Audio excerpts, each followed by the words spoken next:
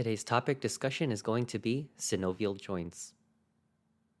The outline for today's learning objective is going to be identifying what is a synovial joint, as well as identifying the 6 types of synovial joints.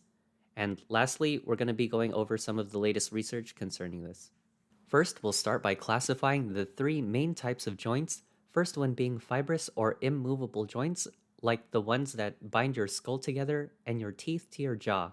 Next, we have the cartilaginous joints, which are partially movable. An example of this is in between your rib and sternum. Lastly, we have our most mobile type of joint, which is synovial joints.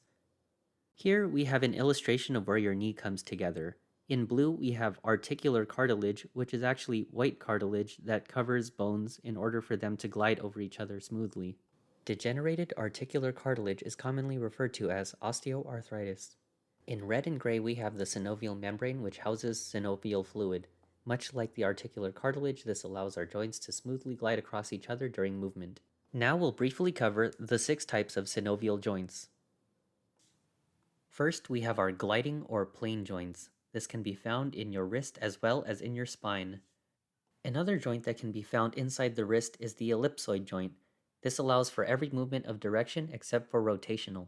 Next, we have the pivot joint that allows your neck and forearm to turn. The ball and socket joint allow 360-degree movement. These can be found in your hips and your shoulders.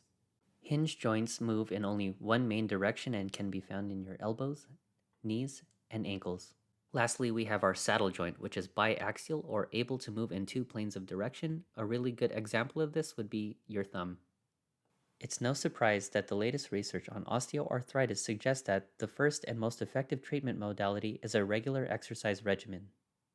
Another form of treatment is the cortisone shot. This reduction in pain occurs by removing inflammation at the site of injection. However, since inflammation is the body's natural regenerative process, by eliminating inflammation, we are rendering a treatment modality that only lasts for several weeks and does not promote any healing and is not sustainable for the long term. This is where PRP or platelet-rich plasma and stem cell injections come in. PRP entails using the patient's own blood and spinning it in a centrifuge before re-injecting it back into the affected site.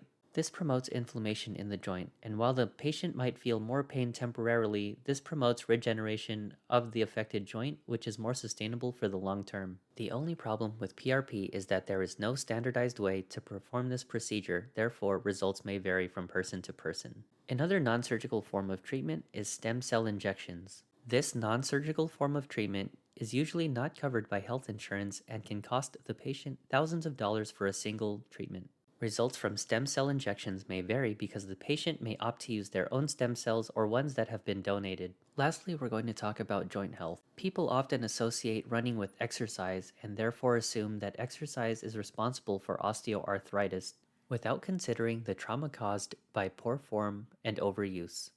When in reality, muscle weakness is one of the biggest predispositions in developing osteoarthritis. So if we want to promote joint health, we should strength train regularly to maintain our muscle strength as well as supplement our diet with glucosamine and omega-3 fatty acids if our diet does not already have them. And as always, the most valuable information pertaining to a particular client or patient is going to come from their primary care physician or specialist.